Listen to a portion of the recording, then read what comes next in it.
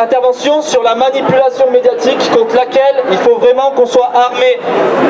Si vous étiez là samedi dernier, vous avez vu qu'il y avait quelqu'un qui était venu avec une pancarte pour provoquer et attiser des tensions dans le cortège.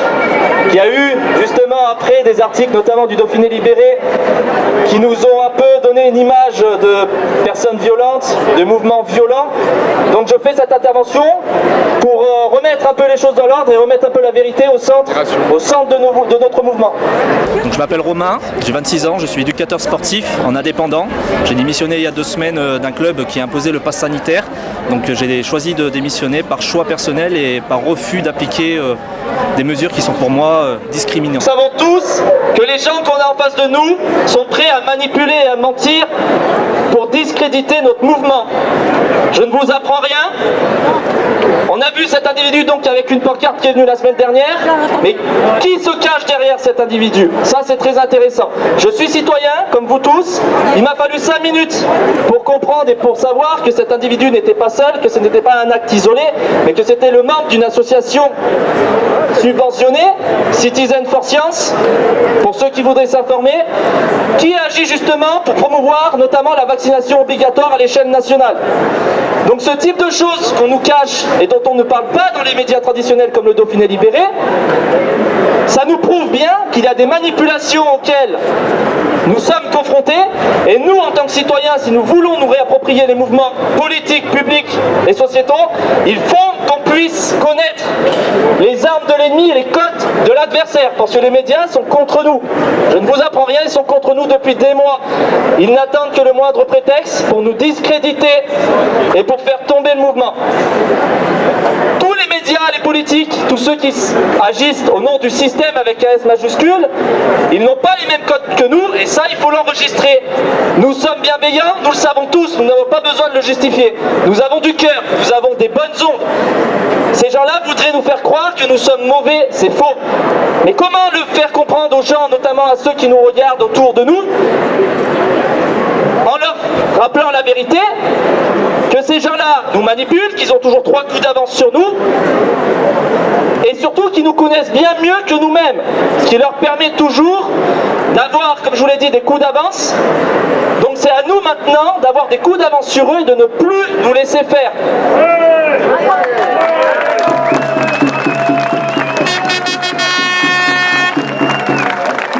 L'association dont je vous ai parlé, Citizen for Science, quand on fait quelques recherches de quelques minutes, pas quelques heures, disponible à tous et à toutes, notamment aux journalistes qui devraient quand même bien le savoir, c'est une association qui est dirigée par une certaine Fabienne Blum, qui se revendique sur le site de Citizen for Science d'avoir travaillé pendant 15 ans dans l'un des plus gros laboratoires pharmaceutiques mondiaux. Elle a travaillé aux États-Unis et en France notamment.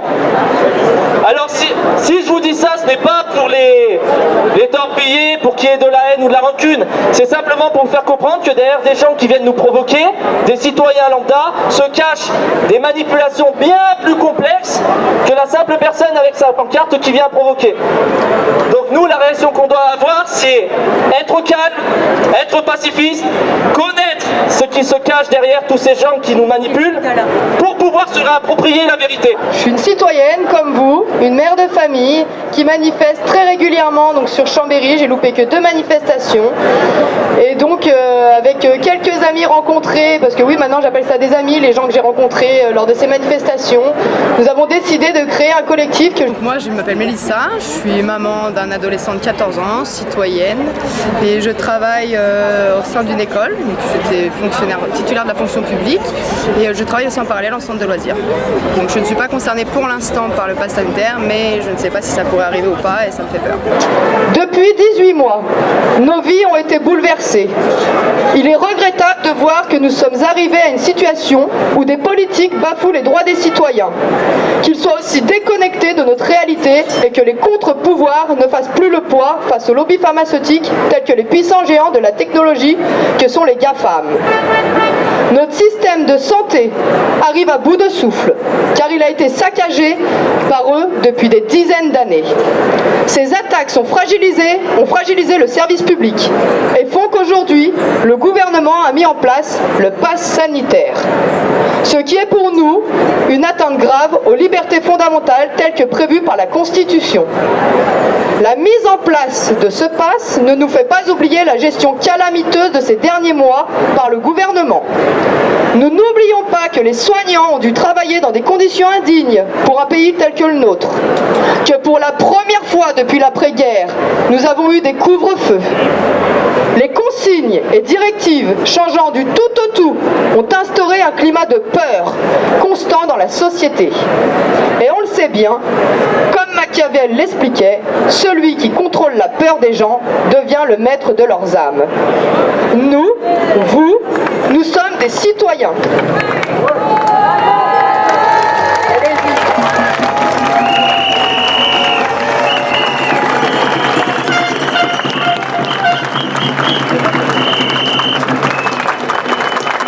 Le collectif a été un peu créé, on va dire, la semaine dernière, à la suite de la dernière manifestation où on s'est rendu compte que le cortège pouvait très facilement se dissoudre et on a envie de rassembler des gens autour de belles valeurs qui sont celles de la France, de la démocratie, liberté, égalité, fraternité. Alors les libertés, c'est déjà les libertés individuelles, que les gens puissent travailler sans être obligés de se vacciner, notamment les soignants, les pompiers, qu'on se retrouve dans une situation où des gens qui se dévouent pour soigner les autres et pour sauver les autres, et que ces gens-là ne puissent plus travailler à cause d'un vaccin, donc d'une mesure discriminatoire, c'est pour nous quelque chose de complètement fou, de complètement dingue.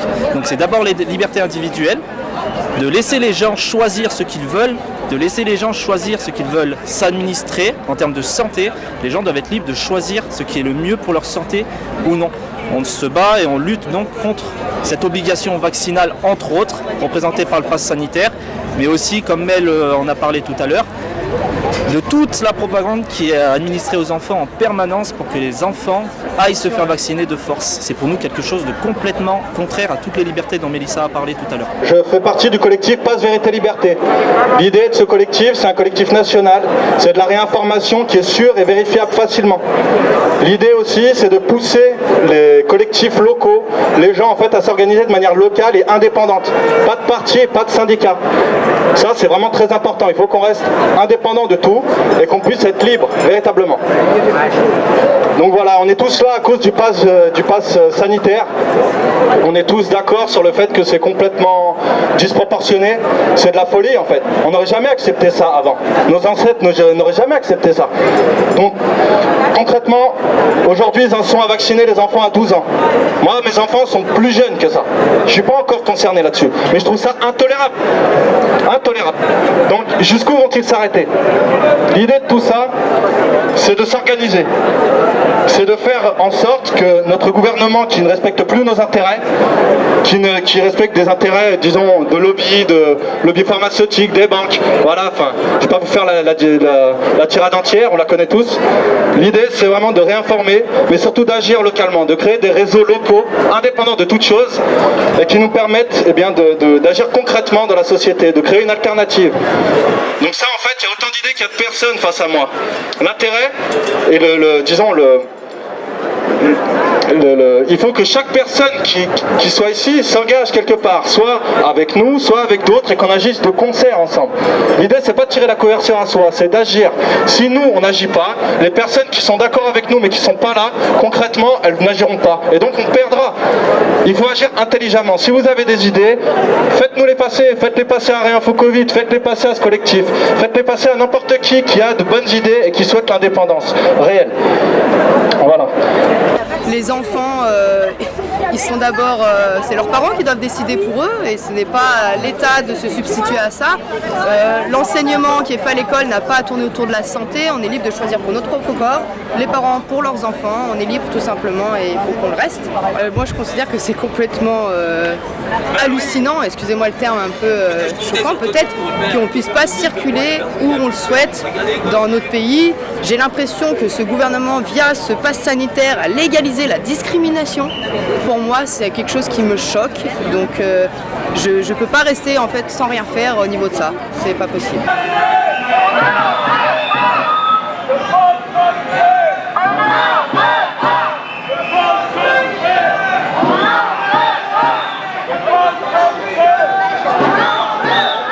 Pour prendre le problème dans son ensemble, c'est que pour l'instant, il y a le pass sanitaire donc, qui est une priorité, il y a l'obligation vaccinale qu'on veut imposer à certaines professions et qu'on essaye aussi d'imposer aux enfants indirectement, mais il y a tout un ensemble de choses qui vont derrière. C'est un problème, c'est un changement de civilisation là, auquel on assiste. On assiste à un changement majeur de société. On va passer d'une société qui nous laissait la liberté de choisir ce qui était le mieux pour nous, même s'il y avait des imperfections, il y avait quand même une liberté générale. Et de cette société, on veut nous amener vers une société beaucoup plus répressive, avec un État qui intervient de plus en plus dans la vie des individus et des citoyens. Et ça, pour nous, c'est complètement contraire à tout ce qui a fondé notre société. On vient quand même d'une civilisation, notamment grecque, qui nous a appris à être libres dans nos choix, qui nous a appris le libre arbitre. Et nous, cette société-là, ou en tout cas les politiques et notamment les médias, veulent nous amener vers une société qui ne correspond pas à notre nature d'être humain. Donc c'est vers ça que nous, on essaye de guider les gens pour leur faire comprendre que oui, il y a le pass, oui, il y a l'obligation vaccinale pour certaines professions, mais il y a quand même quelque chose de bien plus important derrière qui est très dangereux, non pas forcément pour nous, mais surtout pour nos enfants.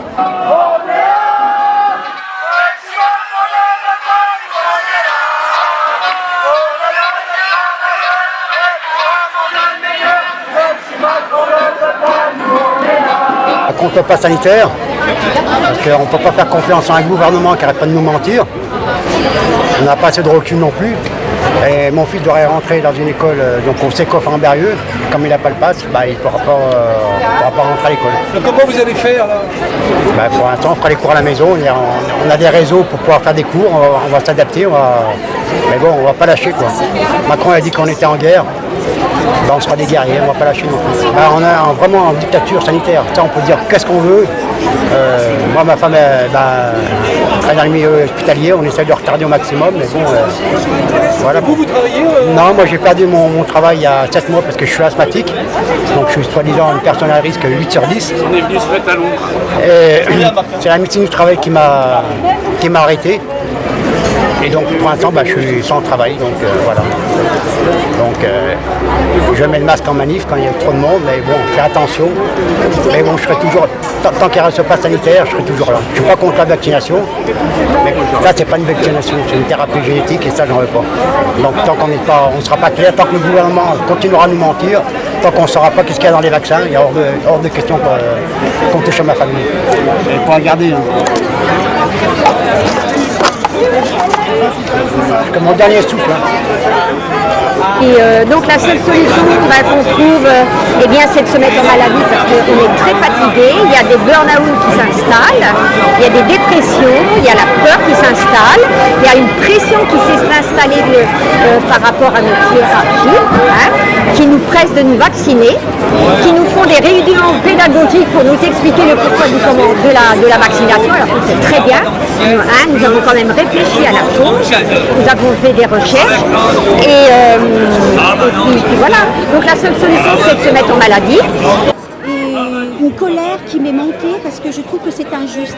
En fait, on ne nous donne pas le choix. On nous met devant un mur. Il n'y a aucune porte d'ouverte. On est obligé de se faire vacciner si on veut continuer à travailler. Ça, c'est une atteinte à la liberté de chacun. Qui est-il cet homme au pouvoir pour décider de la vie de chacun? Faut savoir qu'il y a beaucoup de personnels qui sont vaccinés quand même. Donc ceux qui ne sont pas vaccinés se font harceler. Ensuite, pour moi, je trouve que ça va vraiment très loin de nous mettre, de nous supprimer nos salaires, de nous mettre à la porte, alors que nous, les soignants, on existe depuis bien avant le Covid. Tous les jours, on donne de nos personnes, de notre cœur pour soigner les patients atteints du cancer, enfin de toutes les pathologies. On nous dit qu'il faut penser aux autres, mais est-ce que le gouvernement pense à nos patients qui sont en gériatrie, on fait 12-13 toilettes par matinée. Vous ne croyez pas que ça, c'est de la maltraitance? Et nous, on vit ça au quotidien. Tous les jours, on nous en demande plus. Encore, tous les jours, on se donne, on se donne. Et après, qu'est-ce qu'on a comme réponse? Qu'est-ce qu'on a? Eh bien, on nous fout à la porte. On nous fout à la porte sans rien, en précarité totale. Ça, je trouve que d'un gouvernement, c'est impensable.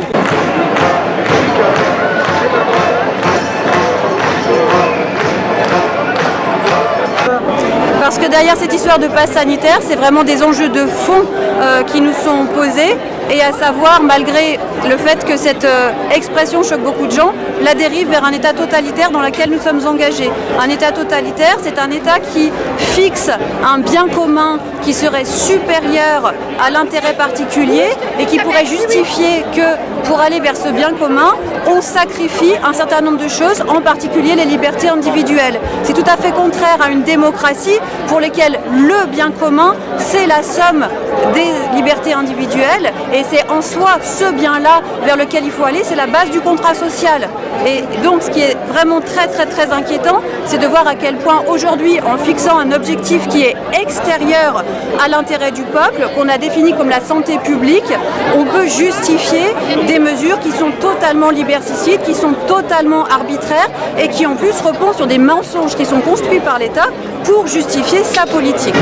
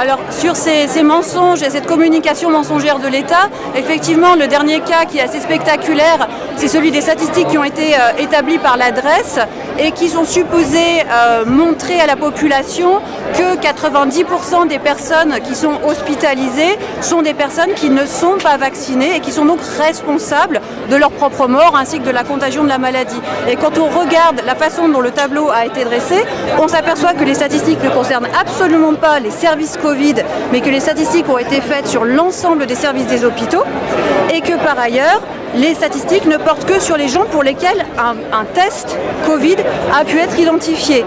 Or, comme l'adresse le dit elle-même, il y a 8 fois plus de gens qui ne sont pas vaccinés qui font des tests Covid.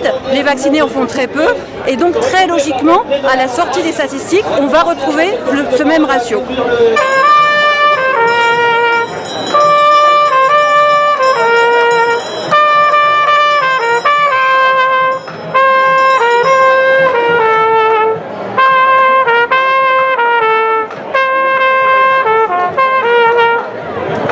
C'est important de défendre ma liberté de choisir. Je n'ai aucunement envie qu'on m'impose un vaccin dont je ne connais rien, qui n'a jamais été testé sur l'humain avant cette année en cours. Donc il est hors de question que je serve de cobaye. Donc là, il y a une échéance le 15. Comment vous allez faire, vous, en tant qu'infirmière? Moi, je serai sûrement suspendue. Pour l'instant, on ne m'a encore rien dit, mais a priori, mon établissement, la directrice, ne prendra pas le risque de ne pas me suspendre. Ma foi, je vais changer de métier. J'irai faire des ménages, faire quelque chose qui ne me demande pas un pass, mais peu importe. Vous êtes déterminée, quoi? Tout à fait, oui. Moi, je ne changerai pas ma ligne de conduite. Et pourtant, on pourrait vous reprocher, parce que vous êtes pour soigner, le vaccin, il y en a toujours eu, donc... Oui, effectivement, mais si on savait, on était sûr qu'il soit efficace, et si on était sûr aussi que le Covid soit si mortel qu'on nous l'annonce, ça aurait une légitimité. Là, ça n'en a pas du tout. C'est que de la propagande. Parlez-moi dans le micro, là, le micro il est là. Oui, bonjour. Alors vous êtes une psychologue, et racontez-nous votre situation particulière là aujourd'hui. Alors ma situation particulière, c'est que le 15 septembre, donc je serai suspendue. Heureusement, j'ai pu être en arrêt. Donc je suis à l'abri parce que je suis une femme seule avec 2 enfants. Donc je suis obligée de me mettre à l'abri. Je suis ici parce que je crois dans la liberté des droits de l'homme et qu'actuellement il y a beaucoup de droits qui sont bafoués. Voilà, principalement c'est ça. Je ne supporte pas le chantage qui nous est fait, qui est odieux. Voilà, je ne supporte pas qu'on me traite comme ça et qu'on me menace, qu'on fasse un chantage de tout perdre pour quelque chose que je ne crois pas. C'est vrai que j'ai perdu confiance et donc je ne fais pas comme on dit, hein, c'est pas parce qu'on me dit d'aller me jeter par dessus le pont que, que je vais y aller.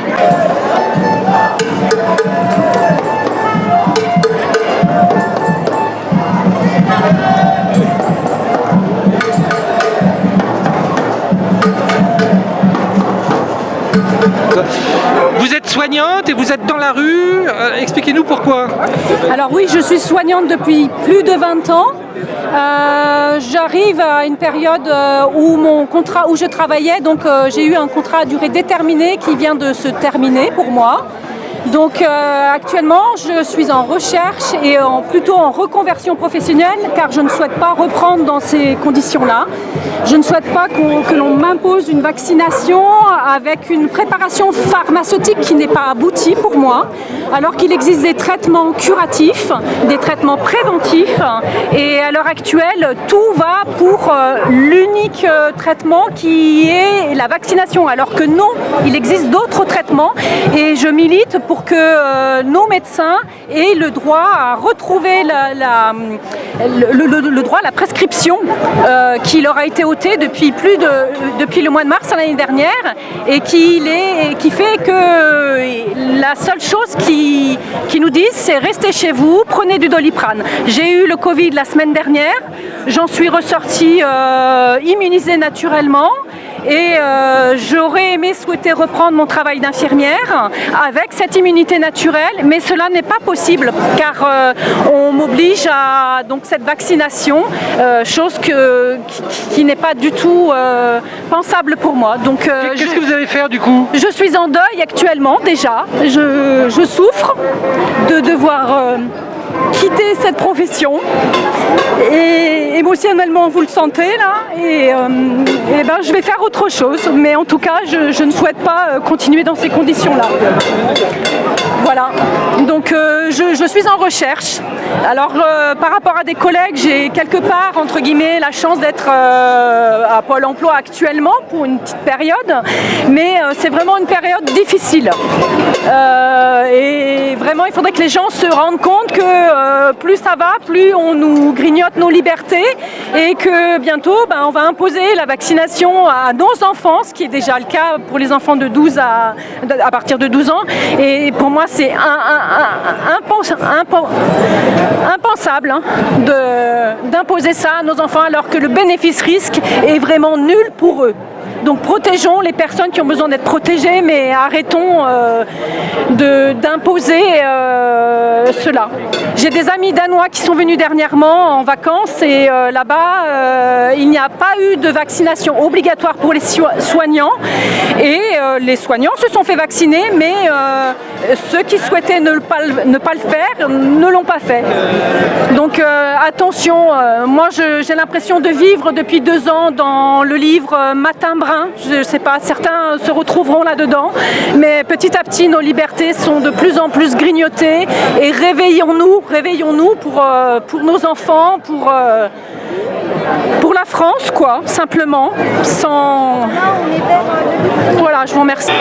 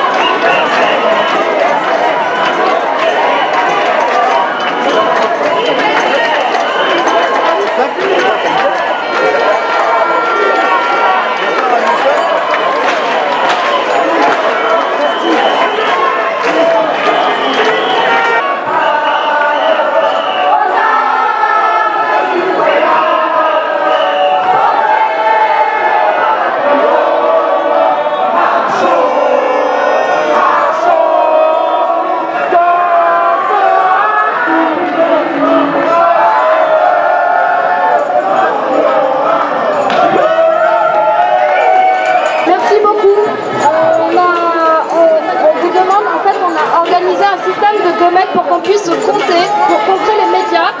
Pour que les médias arrêtent de dire qu'on est peu nombreux en manifestation. La preuve, nous sommes tous ici. Donc je vous demande, pour ceux qui n'ont pas eu votre petite gommette,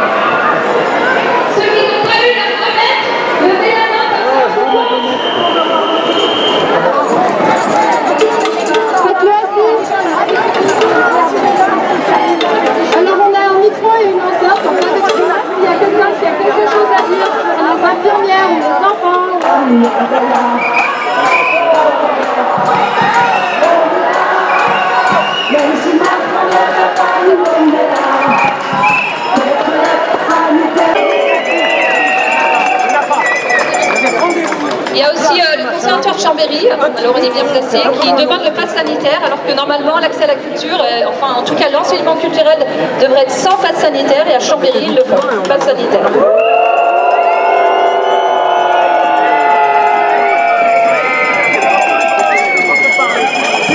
Alors moi je suis éducatrice, pas soignante, et j'ai une obligation vaccinale avant le 15 septembre. Si je ne me fais pas vacciner, je suis licenciée, donc j'ai un enfant à nourrir, un toit à payer, donc je dois aller me faire absolument vacciner. Donc j'ai rendez-vous lundi. Alors, si un avocat est dans l'Assemblée pour me défendre, moi je suis prenante, venez me voir.